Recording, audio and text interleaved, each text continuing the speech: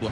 Avec vous sur Sud Radio, on est ensemble jusqu'à midi et on a beaucoup de sujets aujourd'hui à traiter, évidemment après ce week-end très politique avec Frédéric Dabi. On est ravis de vous avoir, Frédéric, ce matin, parce que je pense que vous aurez pas mal de choses à nous dire. Directeur général de l'IFOP, vous avez publié La Fracture aux éditions Les Arènes, un livre, là aussi, bonne idée de cadeau de Noël, parce que c'est un essai très réussi sur cette fracture. Vous parlez de la jeunesse, la fracture générationnelle. Sophie de Menton, chef d'entreprise, présidente du mouvement éthique. Je dois vous remercier, Sophie, parce que ce week-end, Sophie a fait un tweet qu'il faut absolument que je vous lise, où elle félicitait Valérie Expert pour sa victoire, une femme formidable.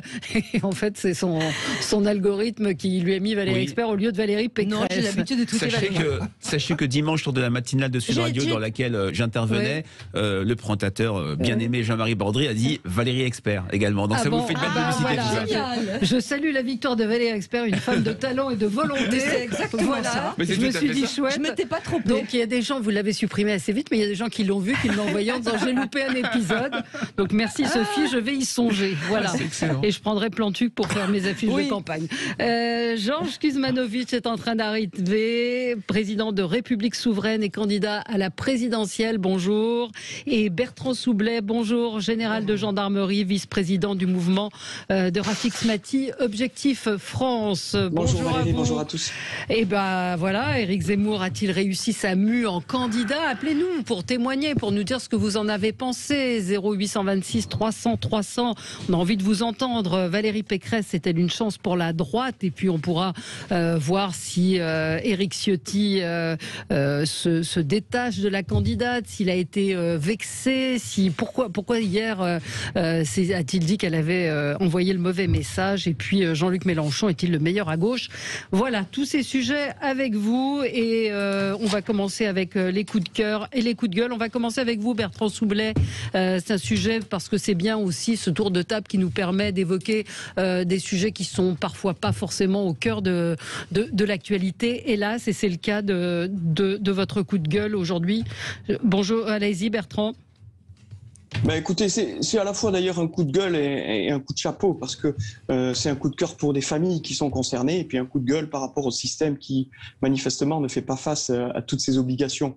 Ça concerne la population française qui est confrontée au handicap et qui se trouve sans solution. Ça concerne environ 45 000 personnes dans notre pays.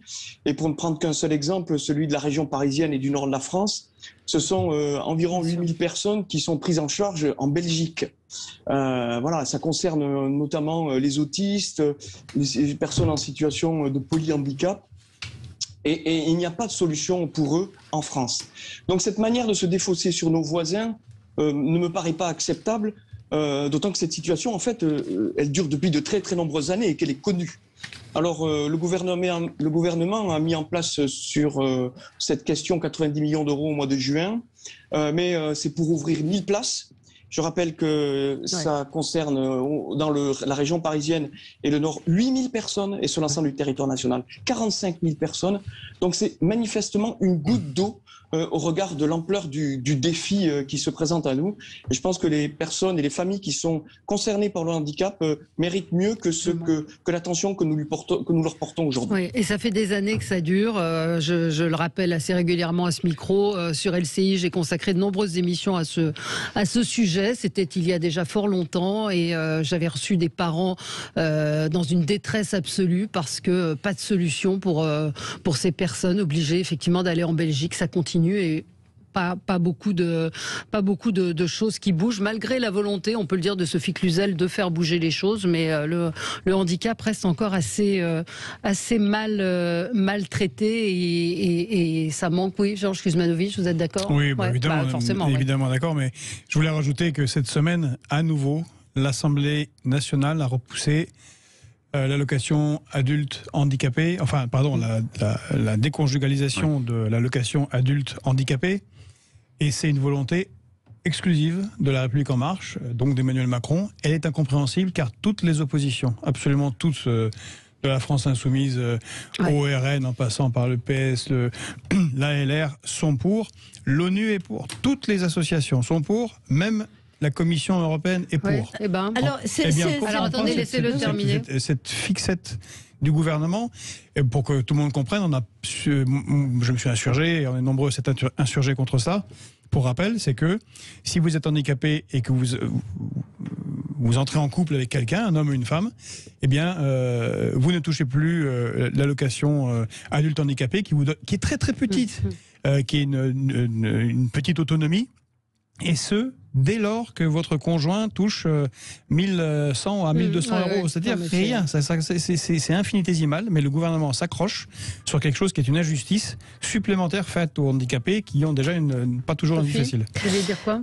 Oui, je veux dire que, bien évidemment, peut-être que pour le soutien aux handicapés, je veux dire, on peut pas non plus accuser Macron d'avoir une planche à billets et de filer du fric toute la journée, et dès qu'il refuse quelque chose, alors c'est vrai que vous allez me dire que c'est mal choisi peut-être, que ça représente pas grand-chose, mais si ça représente presque rien, à ce moment-là, c'est moins grave que ce qu'on peut imaginer. Non, ça représente pour l'État, mais pas pour chaque personne. On est à 50 euros près pour des gens qui n'arrivent pas. Oui, je sais, mais bien sûr, de toute façon, c'est un combat pour lequel il faut être. Tout ce qui peut aider les handicapés. Je dis aussi, je rappelle à cette occasion, ce qui ne veut pas dire que je suis contre cette allocation, que on est quand même un pays qui distribuons toute la journée, que ce soit, j'aimerais mieux effectivement qu'on donne aux handicapés, il devrait y avoir des priorités. J'aimerais mieux qu'on donne ça plutôt qu'une prime pour l'essence ou pour les. Mais oui, non, il faut arrêter. On ne subventionne absolument tout en France. Non, mais on est dans une situation des pour les impôts, personnes. Des subventions. On est pour les personnes en situation de handicap dans une situation absolument lamentable. Comment se fait-il qu'on soit obligé d'envoyer des enfants autistes quand ils ont 18 ans en Belgique? C'est un scandale absolu qui dure depuis des années. Donc vous dites pas oui, mais il vaudrait mieux mettre de l'essence, etc. Ça m'étonne d'ailleurs énormément parce que franchement, on est quand même un pays très généreux qui faisons attention à ça. À tout ça, je peux vous dire la réalité des choses. Et donc là, il y a effectivement un trou et un gap, mais bon. Pas forcément généreux avec les bonnes personnes. Je pense que vous vous trompez complètement, Sophie. Non, mais le truc, ce que dit le général Soublet est un scandale absolu. Franchement, vous vous rendez compte, vous avez un enfant de 18 ans qui est autiste, il n'a plus de solution. Vous êtes obligé de l'envoyer. Vous vous retrouvez avec cet enfant chez vous ou vous l'envoyez en Belgique. C'est pas possible. Ou alors vous avez 800 euros. Vous trouvez l'amour et tout à coup on vous dit vous n'aurez pas ces 800 euros. Pour l'instant, c'est ça dont il s'agit. Allez, on marque une pause et on se retrouve dans un instant. On va continuer à débattre et à commenter l'actualité avec vous sur Sud Radio. Les débats avec vous sur Sud Radio, évidemment, des débats très politiques. On va reparler du meeting d'Éric Zemmour, de celui de Jean-Luc Mélenchon et de la victoire de Valérie Pécresse qui a remporté donc la primaire de son camp.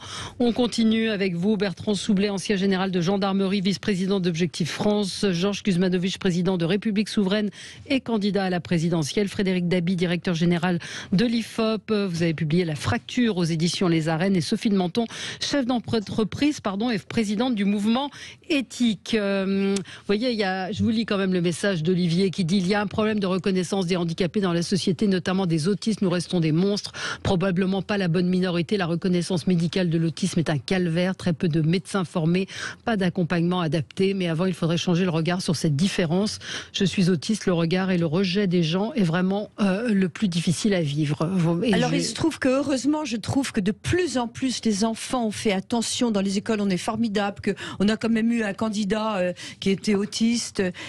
Alors peut-être que pour les adultes c'est différent, mais là actuellement pour les enfants l'autisme est vraiment non, il y a surveillé à l'école. Surveillé, sauf que là c'est toujours la psychiatrie, et je raconte. On va parler d'autre chose, mais c'est vrai que c'est un sujet qui me révolte. D'un grand ponte de la psychiatrie qui des années a mis la culpabilité sur la mère, et on n'a pas en France, je l'ai vécu avec Francis Perrin que j'avais reçu avec ce type absolument odieux, et aujourd'hui on traite par la psychiatrie en France alors qu'aux États-Unis et dans d'autres pays, en Belgique, pas tout le temps, Valérie. Alors, en ce moment, ça a été le dogme de la France. Possible. Mais bon, il faut changer les choses. Mais ça a beaucoup changé. Allez. Parlons, on continue. Vos coups de cœur, vos coups de gueule. Georges, c'était un coup de cœur. Un coup de cœur. Un coup de gueule, un coup de cœur pour nos soignants, médecins, infirmiers, aides-soignants et aides-soignantes qui ont manifesté à Paris samedi pour la défense de l'hôpital public. et qui ont bravé le froid et la pluie. Un hôpital public qui est en voie de destruction. Donc c'est le collectif Interhôpitaux, le collectif Interurgence qui était à l'organisation avec les syndicats des hôpitaux publics. Et bien on a des soignants qui chantent des chansons. Laissez-nous soigner. Laissez-nous soigner. C'est très juste et laissez-nous soigner. Et je rappelle qu'un an avant la crise de la Covid, il y a eu un an de grève, de grève à la japonaise, puisque les médecins soignent les gens. Madame Buzyn et Monsieur Macron passaient dans les hôpitaux, il y avait d'énormes tensions. On les a vus nous sauver littéralement. Ils étaient quand même applaudis régulièrement tous les soirs pendant la première phase de la Covid.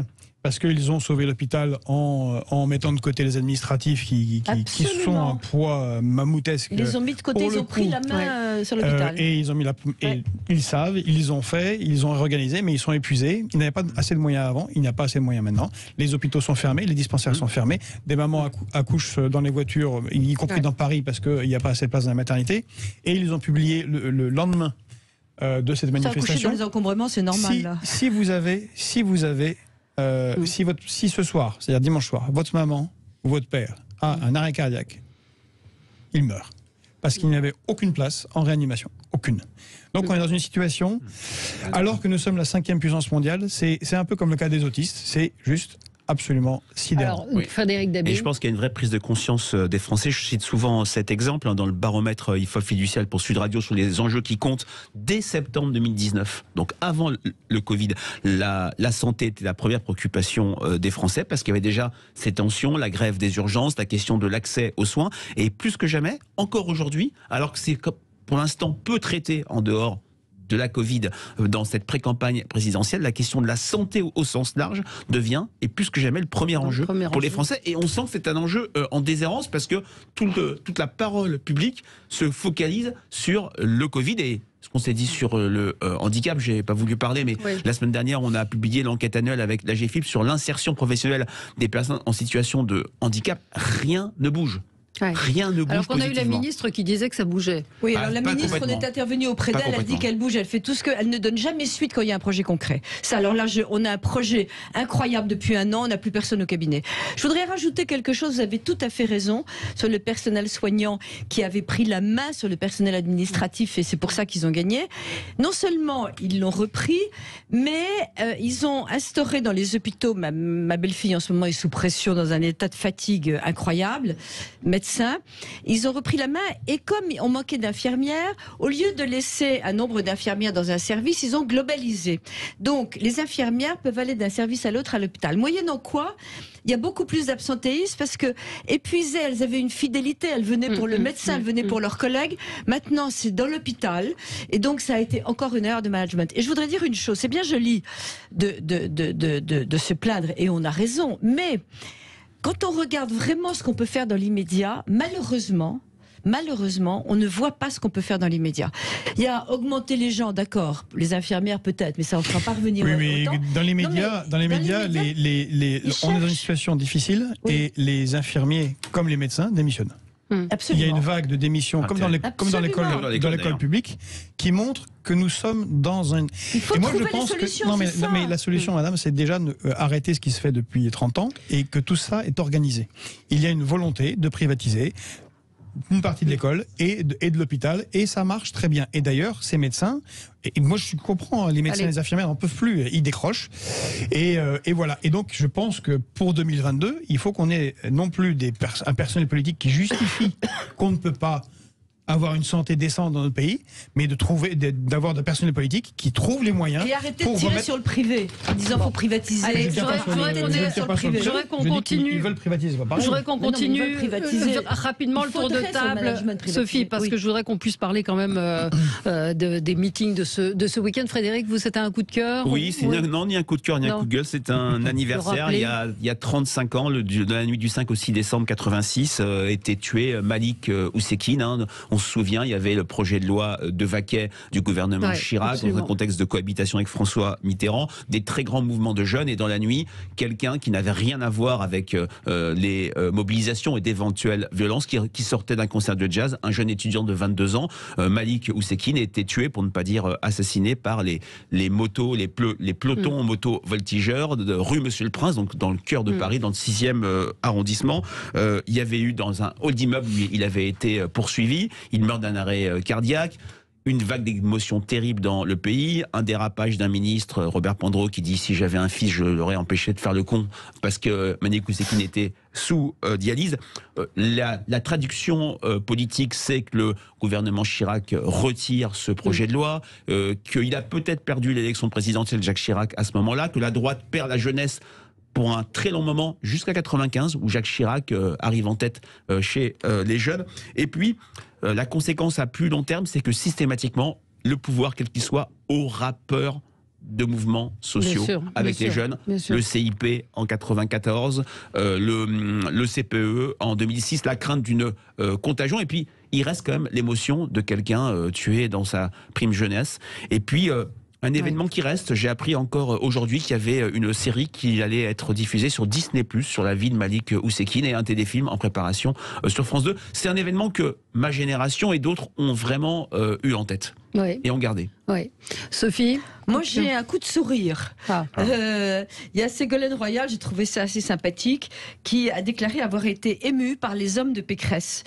Et c'est vrai que d'abord, ils se sont vraiment... Il n'y a pas eu de question, au contraire, c'est presque devenu un avantage maintenant d'ailleurs d'être une femme, et qu'ils ont été tous derrière Pécresse, et que, rappelons-nous quand même de Ségolène Royal, on pense ce qu'on veut, ils lui ont mais savonné sa campagne, il y avait personne qui va garder derrière les enfants. Ouais, il y avait vraiment personne n'a fait une photo derrière elle, et je trouve que ça a beaucoup changé. Oui, et ce matin dans le Parisien, effectivement, ils évoquent le fait qu'elle ait été émue de voir les hommes derrière Valérie Pécresse. Très émue. Et puis alors on lui disait à elle, rappelons-le, qu'on l'appelait Bécassine, et qui va garder les enfants, etc., etc.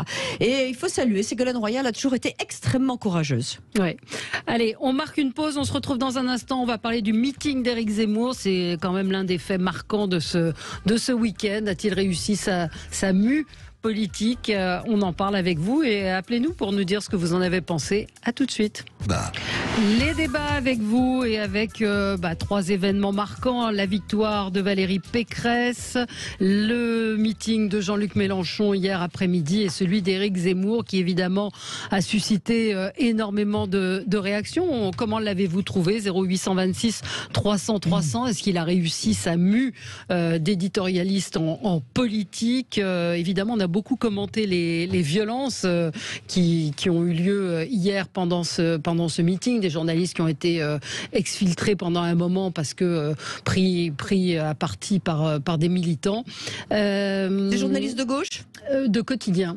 Les petits quotidiens. De quotidien, oui, ça s'appelle Quotidien maintenant depuis quelques années. Pardon, excusez-moi. Mais on rappelait tout à l'heure avec... je vais vous faire écouter le son de ces journalistes. Gilles Gansman nous a passé cet extrait tout à l'heure dans le zapping, écoutez. Ah, on n'a pas le son, c'est moi qui ai un peu pris de court, pardon, le réalisateur. Je sais pas, alors voilà, on l'écoute.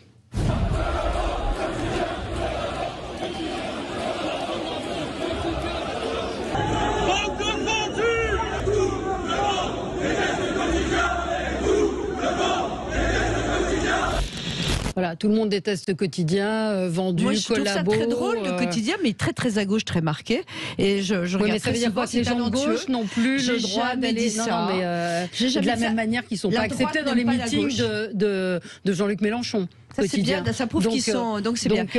Non, mais voilà. Il est évident que là, on attend de la presse, a priori, qu'elle soit objective ou en tout cas pas très marquée. Donc c'est vrai qu'elle se fait prendre à partie de plus en plus. Et en plus, ce qui est embêtant, je rappelle. BFM aussi. Oui, c'est de plus en plus difficile pour les journalistes. D'ailleurs, Frédéric nous dira que le manque de confiance dans les politiques et la presse, c'est très important. Oui, c'est vrai que. Alors, ce qui est intéressant, c'est que ce n'est pas nouveau. On se souvient de la tension sur les meetings de François Fillon en 2017. Sûr. Vous l'avez écarté de la campagne. C'est un complot, etc. Va dans les meetings de Jean-Luc Mélenchon et bien sûr de Marine Le Pen. Là, quand même, les accents Frédéric Zemmour ont rappelé quand même Jean-Marie Le Pen, qui se posait dans eux contre nous.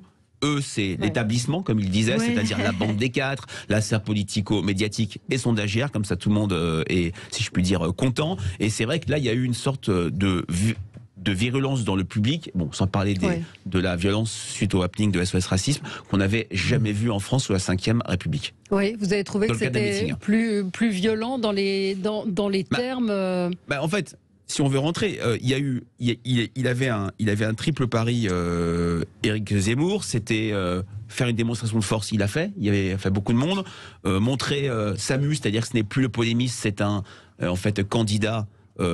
Il l'a fait également, il a fait des propositions, mais quand on veut attirer une partie de la droite attachée à l'ordre et à la sécurité, on ne donne pas cet exemple de Chianli, si je peux dire, et de cette violence verbale, la manière dont il a attaqué le président, c'est du jamais vu. Le fond, il a complètement le droit de dire, de critiquer le président, mais ça annonce, à mon avis, une campagne extrêmement dure, et je pense, ça annonce, pardon d'être un Cassandre de mauvais augure, mais une abstention jamais vue, parce que je pense qu'une partie importante de l'opinion publique face à une telle violence, ça sera peut-être une posture d'exit. Alors, on le verra, mais il ne faut pas oublier, Sophie, qu'on est dans un contexte abstentionniste jamais vu sous la Ve République. Mais pourquoi est-ce que cette attitude ou cette ambiance provoquerait de l'abstention? Non, est-ce qu'au contraire, ça ne suscite pas... Ça peut aussi électriser, ça peut mobiliser les camps. Alors, je pense quand même qu'on est, dans un cycle abstentionniste jamais vu, deux, dans une crise du politique, une crise de la confiance qui fait qu'on a une logique de plus en plus de vanité du vote, c'est-à-dire voter c'est vain, voter ça sert à rien. La présidentielle, c'est à part. Les débats avant le premier tour vont être des moments extrêmement importants, mais quand je vois une telle virulence, une telle ambiance, je n'imagine pas l'ambiance de la présidentielle de 81, de 2007, où on était sur une rupture et une espérance chez les Français qui a conduit les Français massivement, y compris les jeunes, même plus les jeunes que les Français, au vote. Alors on a un auditeur en ligne avec nous, on a Sylvain. Bonjour Sylvain. Oui, bonjour. Bonjour, vous étiez au meeting d'Éric Zemmour, me dit-on. Oui, c'est ça, j'étais au meeting d'Éric Zemmour et j'étais pas loin de la personne qui a sauté, qui a pas essayé de l'attraper simplement, mais qui lui a sauté dessus pour essayer de lui faire du mal. Et j'entendais ce que disait la personne avant, mais en réalité, il y avait une ambiance qui était très très bonne. Moi, je suis venu avec mon épouse, mes 3 enfants, qui sont des post-ados, et ça s'est vraiment très très très très bien passé. Après, je trouve en fait moi que ce qui s'est passé avec SOS Racisme, c'est assez, je trouve ça assez pervers en fait, parce que on ne peut pas dire, c'est un peu comme si on invite tous ses amis à une grande fête pour leur faire un discours, et puis il y a des gens qui subrepticement arrivent, évidemment en se cachant, etc. Et les journalistes disent oui, mais ils ont fait un défilé de t-shirts, mais ça ne s'est pas passé comme ça. Quand on regarde bien les images, on voit qu'ils n'ont pas juste monté leur t-shirt, ils ont commencé à hurler non au racisme, etc. Ils auraient pu applaudir Zemmour, puisque lui, il a dit qu'il n'était pas raciste. Mais ils étaient là pour provoquer.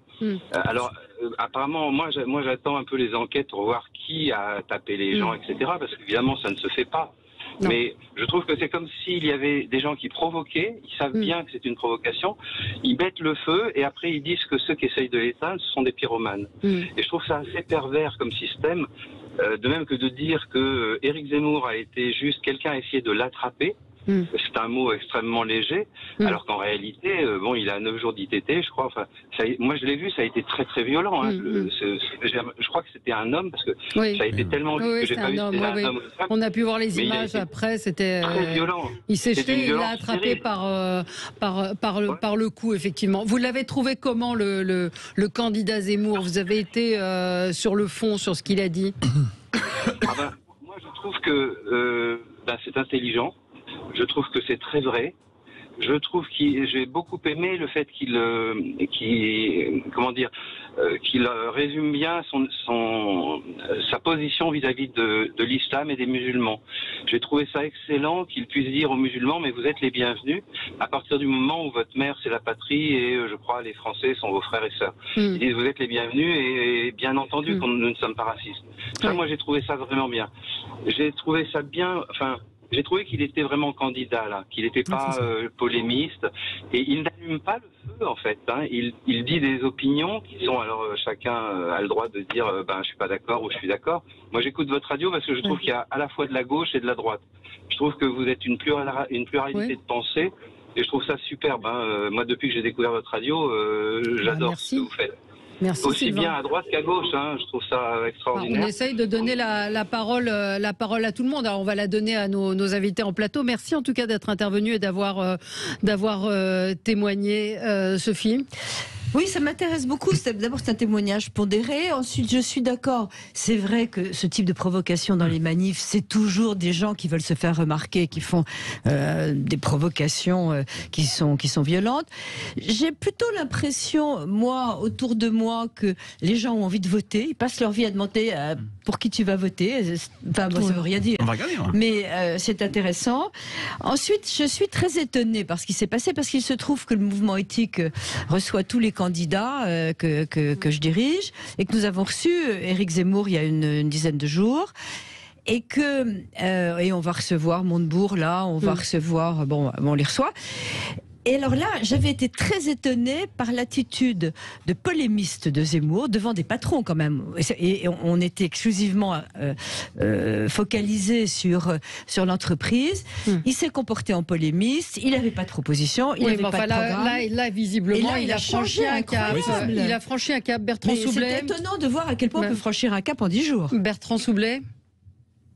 Écoutez, moi, ce qui me marque dans l'évolution de la vie publique, c'est cette extrémisation permanente des comportements, y compris dans les meetings. Et je trouve ça regrettable parce que notre vie publique et notre vie politique a besoin de calme et de sérénité.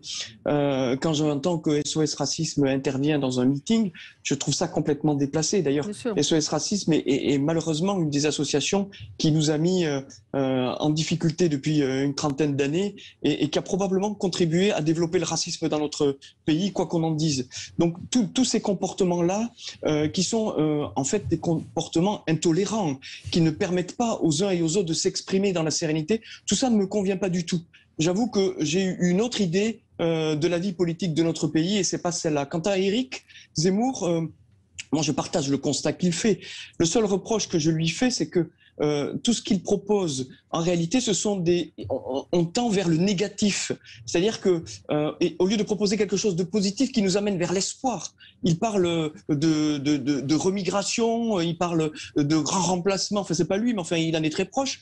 Et tout ça, moi, me sidère un peu, parce que je pense que tout ce qui pourra sortir notre pays de la difficulté, c'est tout ce qui porte un espoir. C'est tout ce qui va tirer tout le monde vers le haut et qui va permettre aux gens de s'inscrire dans l'avenir que moi, j'estime radieux de notre pays, parce que franchement, on a tous les atouts pour avoir un avenir radieux, et malheureusement, on est essentiellement que dans le négatif, dans ce combat et dans cette campagne présidentielle qui s'amorce. Il a dit soyez heureux, hein, à la fin, soyez joyeux, soyez heureux, vive la France. Oui, mais ça suffit pas. Oui. 3 mots ne suffisent pas. Non.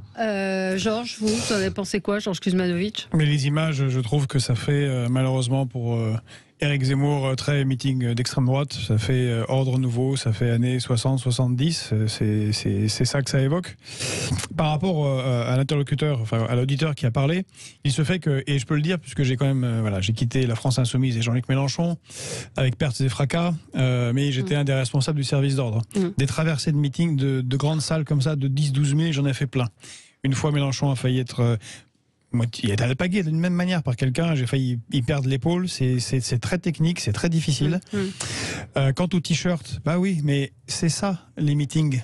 Il y a 10 jours, dans un meeting de Mélenchon, encore une fois, je me permets de le dire puisque je suis plus cher avec lui, ce sont des jeunes zémouristes qui sont venus avec des t-shirts, voter Zemmour. Évidemment. Bon, et il n'y a pas eu... C'est la vie des meetings. Et il n'y a pas... C'est la vie des meetings, c'est comme ça, on trouve ça absurde, bah, c'est une forme d'expression démocratique, souvent de jeunes. Le fait est que c'est.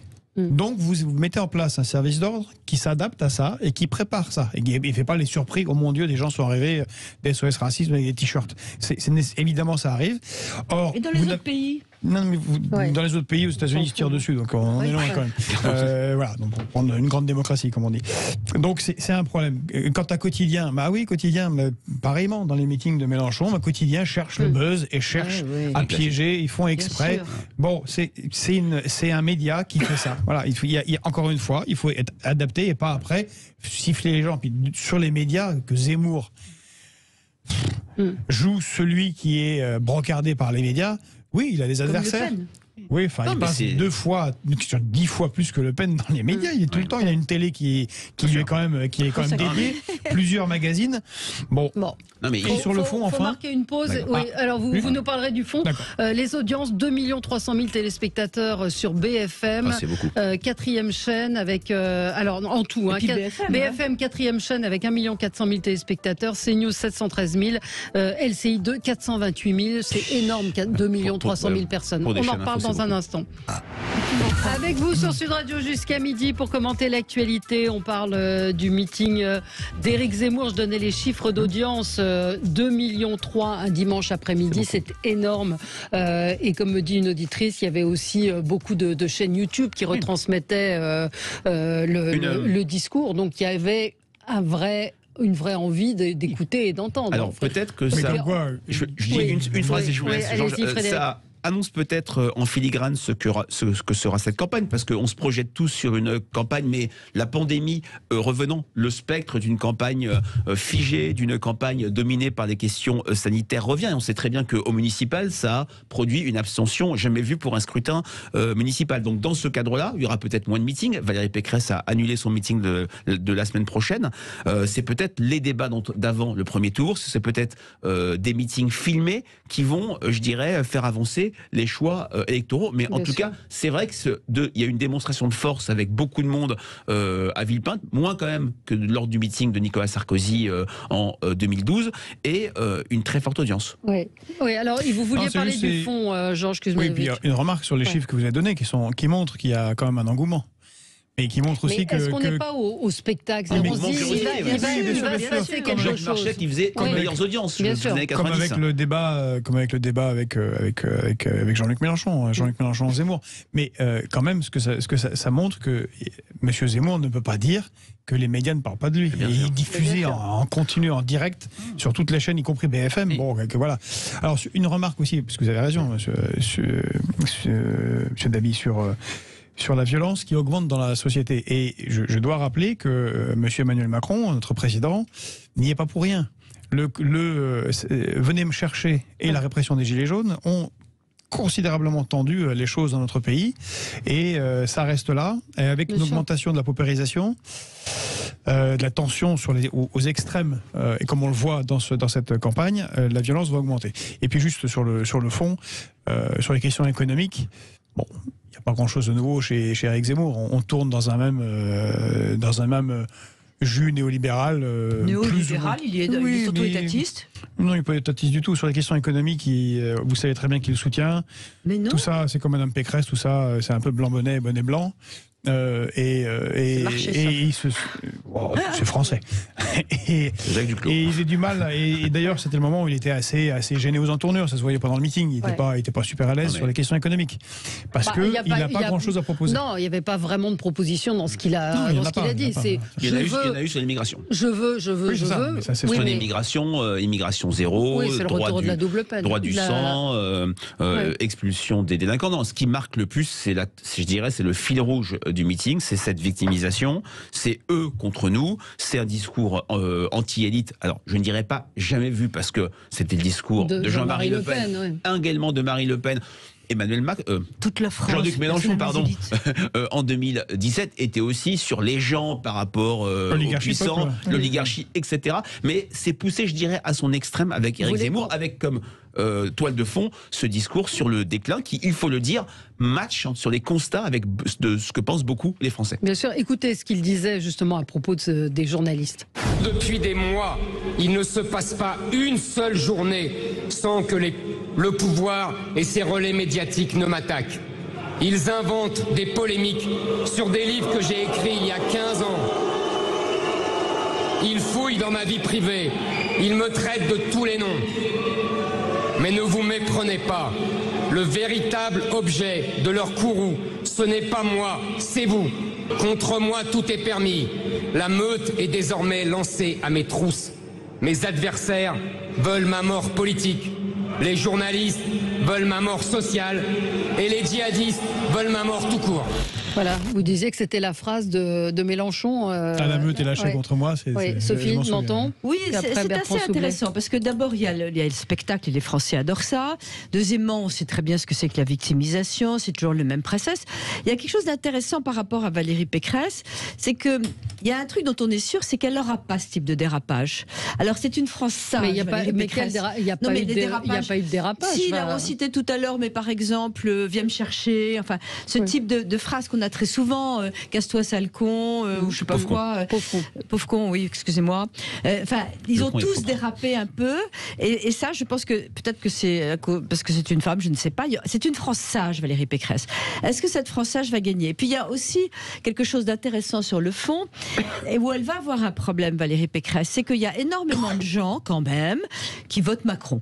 Les chefs d'entreprise, soyons clairs, ils sont 45% à voter Macron, parce que oui, et ils ont raison.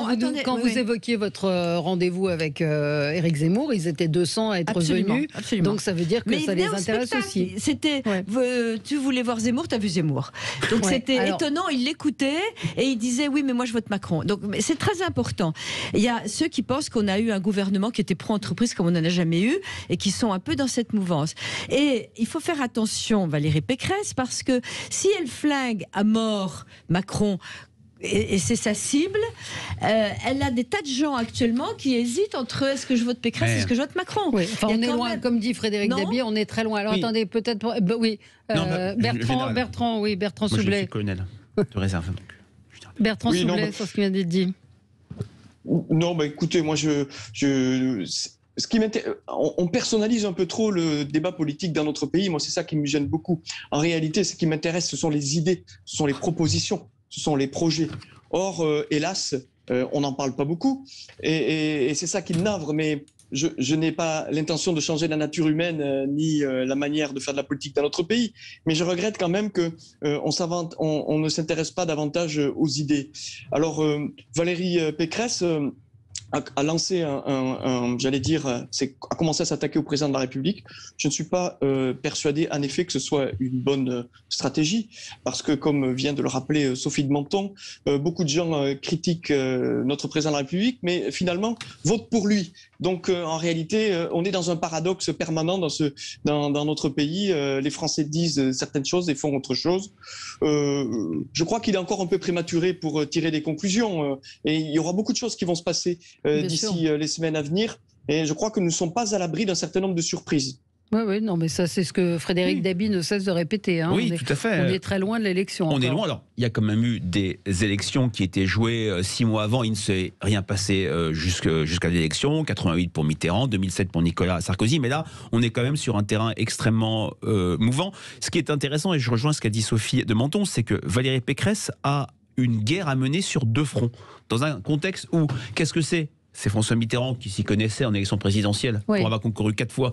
Qu'est-ce que c'est qu'une campagne de premier tour? C'est rassembler son camp. Elle doit aller chercher ces 20%, sondage IFOP, fiducial pour Sud Radio, d'électeurs François Fillon, qui sont Macron compatibles, qui considèrent qu'il a réformé le pays, qu'il accorde l'ordre et la sécurité, le côté drapeau lié à la crise sanitaire. Et elle doit aussi aller chercher ce tiers d'électeurs Fillon 2017, qui sont chez Zemmour, qui sont chez Le Pen. Difficile d'articuler les deux. Maintenant, quand on écoute ce qu'elle a dit depuis sa déclaration, sa cible, c'est Emmanuel Macron de manière très claire. Et elle s'inscrit en distinction, peut-être sous la pression des candidats de droite des faits, Xavier Bertrand, Éric Ciotti, elle s'inscrit en distinction par rapport à Emmanuel Macron. Elle se voit comme une élue locale. Lui, il est de nulle part. Elle se voit comme quelqu'un qui a fait, je suis la candidate qui a la passion du faire quand lui a la passion du plaire. Voilà, une femme par rapport à un homme, quelqu'un qui a cramé la caisse et elle qui a fait des économies de fonctionnement à la tête de la région Île-de-France. Cette stratégie de distinction, c'est que pour l'instant, clairement, c'est le premier front qu'elle attaque. C'est-à-dire celui de l'Ouest, si je puis dire, à savoir ses électeurs de droite, partis chez Emmanuel Macron. On verra comment ça se passera, mais elle n'est pas quand même complètement maîtresse de son destin, Mais puisque la tonalité de la campagne, si on est sur cette radicalité, si on a ces électeurs de droite en fusion qui vont être chez Pécresse, chez Le Pen, chez Zemmour, elle ne pourra pas les passer par perte et profit. Et alors Macron, il va aller à droite ou à gauche, Frédéric? En tout cas, lui, j'ai envie de dire, il est sur son axe central. Et puis, il peut profiter du fait que la gauche est en situation très compliquée. Je ne sais pas ce qu'on entend ici par gauche et droite, mais il est clair que vous avez montré les différences, Frédéric, entre Mme Pécresse et M. Macron, mais sur la question économique, c'est totalement la même chose. Il n'y a aucune différence. Elle propose la suppression des 35 heures et la retraite à 150. C'est quand même des points de différence. Oui, mais la droite fait ça depuis à chaque fois, et puis en fait, ne le supprime pas, parce qu'il y a le deuxième volet de la loi Aubry 2 qui est l'annulation de temps de travail, et que la droite et le patronat trouvent ça extrêmement bien, et elle ne le supprime pas. Donc tout ça, ça sert que lors de l'élection. Mais sur le fond, ça sera la continuation de la même politique. Et c'est le malheur de la droite. Et de toute façon, on n'a pas le choix, c'est une politique mondiale d'entreprise. There is no alternative était la phrase de Mme Thatcher, et Mme Pécresse a dit d'ailleurs, pour une candidate qui se veut la présidente des Français, a dit qu'elle était 2 tiers Merkel, 1 tiers Thatcher. C'est très étonnant. Alors au moins pu penser à 1 tiers Mme Simone Veil. Bon, on n'y a pas pensé. Visiblement, elle a cherché des ultra-libéraux allemands et britanniques. Donc c'est son modèle. C'est un peu le modèle Merkel et Macron s'adorent. Enfin, on voit mal les différences. Et de toute façon, Édouard Philippe est là en embuscade. Il a créé Horizon. Je rappelle qu'Édouard Philippe venait de LR, était Premier ministre. Darmanin, LR, était en charge du budget, et Le Maire, LR, était en charge de l'économie. On peut dire que ce sont des gens qui sont différents. Ils ne le sont pas. Et Édouard Philippe, qui est aimé des Français, pour une raison qui m'échappe, mais c'est le cas. En tout cas, de ceux de droite. Alors, je vais laisser pousser la mienne encore plus. Mais en tout cas, ceux de droite, lui, va mettre des bâtons dans les roues sur ce front ouest à Pécresse, et il risque d'y arriver fort bien. Oui. Allez, on va marquer une petite pause. On se retrouve dans un instant. On va aussi parler de Jean-Luc Mélenchon, qui, en tout cas, d'après les sondages, est celui qui rassemble le plus à gauche, peut-être au coude à coude avec Jadot. Jadot et Hidalgo, ils sont vraiment quasi à égalité. Jadot est d'une telle qualité par rapport à Hidalgo. Mais Hidalgo, elle est plutôt à 5 qu'à 7. Dans notre dernière enquête, nous sommes à 6% pour Hidalgo, 7% pour Jadot et 8,5% pour Mélenchon. On a une gauche globalement très faible. Éparpillée. À son puzzle. Ils n'ont rien à voir en commun. À tout de suite sur Sud Radio. Avec vous sur Sud Radio jusqu'à midi. Et alors, on avait une auditrice, en ligne, Marie-Claire, je vous ai oublié, pris dans les débats. On vous écoute. Vous voulez réagir au meeting d'Éric Zemmour? Non, au meeting d'Éric Zemmour, ce que je trouve un petit peu dommage, c'est que depuis ce matin et depuis hier, on n'entend parler que de ça, et qu'en fait, on ne montre que la violence, et comme a dit votre auditeur, il y était, donc il a bien vu qu'il y avait quand même une grande provocation. Donc je pense que c'est un petit peu dommage qu'on n'exploite que la violence pour décrédibiliser Zemmour. Ça me gêne terriblement.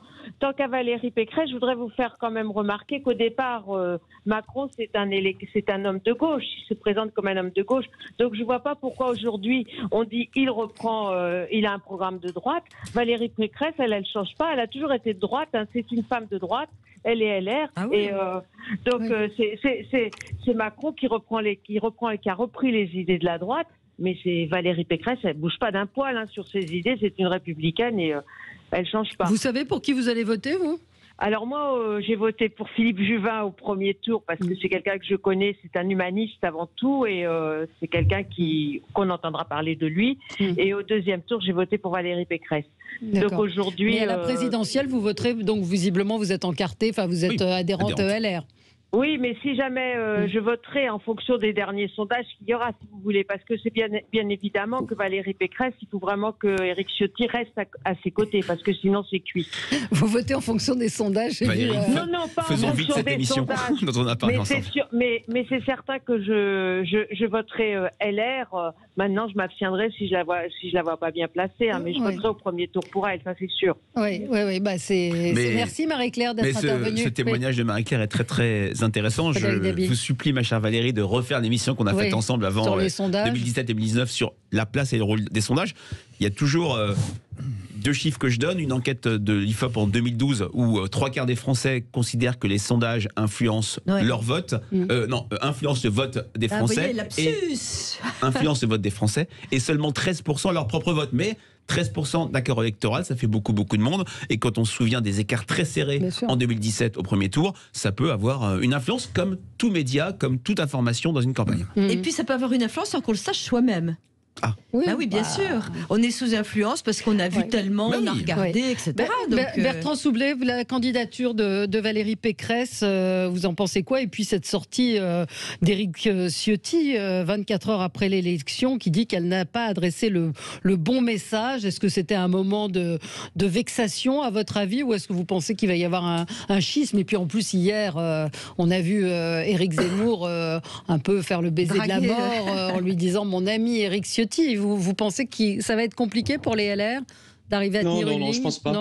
Non, je ne pense pas. Je pense qu'en fait, il y a eu évidemment un débat au sein de LR et chacun a défendu sa partie. C'est Valérie Pécresse qui a gagné. Et je pense que tout le monde, tôt ou tard, va rejoindre Valérie Pécresse, y compris Éric Ciotti, même s'il a effectivement une voix un peu particulière au sein des LR.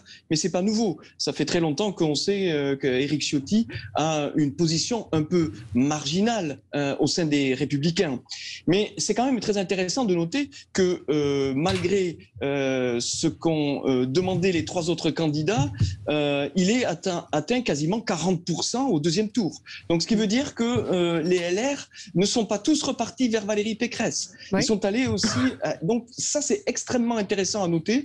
Mais in fine, je pense que Éric Ciotti rejoindra son clan, sa famille, qui est la famille des Républicains, et qu'il n'y aura pas de difficulté de ce point de vue-là. Éric Zemmour tente sa chance, c'est normal. Mais je pense qu'il n'a aucune chance de récupérer Éric Ciotti. Vous n'oubliez pas qu'il a dit, on lui a posé la question à Ciotti, lors d'un grand débat, on lui a dit, entre Macron et Zemmour, vous votez qui? Et il a dit, je vote Zemmour.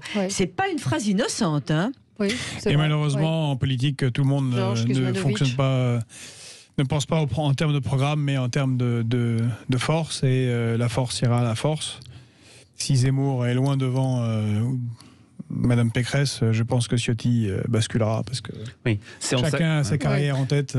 C'est en ça que cette élection revêt un caractère dramatique pour beaucoup de forces, un risque d'un 3e 21 avril pour la gauche, risque d'une 3e défaite de suite pour l'UMP à la présidentielle, et là, une défaite honorable au second tour, les choses tiennent. Une défaite type 21 avril bis, c'est-à-dire élimination de Valérie Pécresse, là c'est une véritable explosion, sans parler du côté dramatique pour un Jean-Luc Mélenchon qui perdrait pour la 3e fois de suite, et pour une Marine Le Pen. Donc c'est une élection... Ça c'est déjà cuit pour Mélenchon. Personne ne peut le dire, oui. La gauche, c'est moins cuit pour Mélenchon que très compliqué pour toute la gauche compte tenu des rapports de force actuels. Oui, Jean-Luc Mélenchon, donc 4500 personnes qui étaient à la Défense pour son meeting. Il a présenté le Parlement d'Union populaire, un organe de conseil stratégique et programmatique de plus de 200 personnes. Donc il a des soutiens de la société civile, dont Sandrine Rousseau qui était là, l'écrivaine. Voilà, Jean-Luc Mélenchon, donc il est Sandrine Rousseau était au meeting de Mélenchon. Non, elle le soutient apparemment. Oui, elle y était. Non, voilà, j'ai vu ça. Non, ça me paraît Parmi très étrange. ses soutiens, l'ancienne porte-parole de Sandrine Rousseau. Oui. Pardon.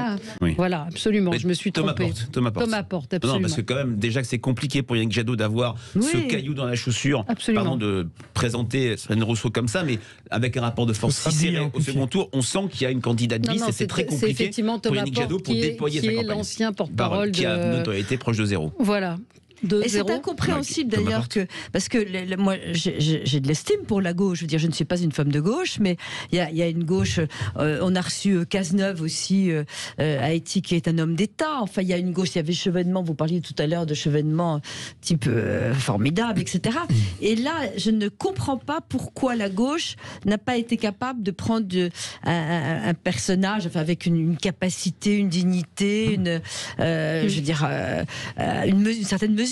Ce sont tous des excessifs absolus, là. Oui, même si je pense que c'est pas seulement une question d'incarnation. Je donne souvent cet exemple. La gauche est parfaitement unie à la présidentielle de 74, elle perd. La gauche est assez divisée en 81. Mitterrand, Marchais, il y avait Huguette Bouchardot, il y avait Michel Crépeau. Je parle de temps très ancien. Et la gauche gagne. Donc le problème, c'est un problème d'espace, de positionnement et d'offre pour la gauche. Et c'est vrai que cette offre est complètement espace. Il n'y en a pas donc d'espace. Il y a quand même positionnement. Si, espace, il y en a quand on interroge les Français Français, presque 45%, se positionnent à gauche, très à gauche, ou au centre-gauche, sur un axe gauche-droite. Mais la traduction politique en termes d'incarnation est complètement inexistante, parce que dans nos sondages, tout le monde se polarise sur, entre guillemets, l'échec de la campagne d'Anne Hidalgo. Elle est autour de 5-6%, Jadot est autour de 7%, Mélenchon autour de 8%. On ne peut pas dire qu'il y ait un leadership et donc un vote utile enclenché par une personnalité de gauche. Le PS à 6, c'est dramatique. Oui, c'était son score en 2017. Oui. Mais tout ça est parfaitement normal. Et Mélenchon réussit quand même à mobiliser 5000 personnes à la Défense, alors qu'il y a une grosse activité politique à ce moment-là. Mais le malheur de Jean-Luc Mélenchon, c'est qu'il ne tient pas la ligne qu'il tenait en 2017, qu'il a amené à 20%. Et la gauche PS, c'est une gauche François Hollande. Quelles sont les différences de ligne? Parce que nos auditeurs ne doivent pas savoir comme moi. Mais la gauche de gouvernement du Parti socialiste, elle ne peut finir qu'à ces niveaux-là, parce qu'elle a validé la construction d'une Europe néolibérale et accepté toutes les dérives, et que M. Macron était quand même ministre de l'économie de François Hollande. Ouais. Mais Mélenchon, il était bon encore dans ce meeting sur tout ce qui est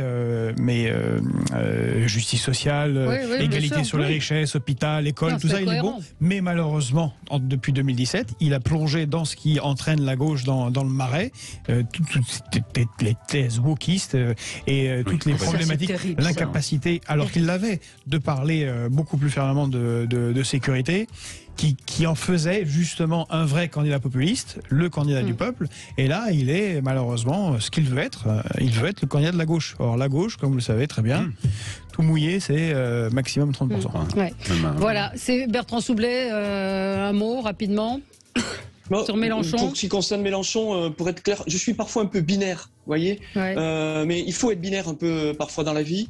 Mélenchon, pour moi, il est disqualifié depuis de nombreux mois, parce que je l'ai entendu dire des mots, prononcer des mots définitifs, en particulier sur les forces de sécurité, où il a dit à un moment donné que c'était des bons à rien. Franchement, quand on aspire aux plus hautes fonctions de l'État, on ne peut pas, d'un revers de la main, parler de 250 000 personnes qui sont chargées de protéger notre société. En ces termes-là, ça n'est pas possible. Donc pour moi, il est définitivement disqualifié. Merci à tous les quatre. Dans un instant, André Berkoff. Très bonne journée sur Sud Radio. À demain.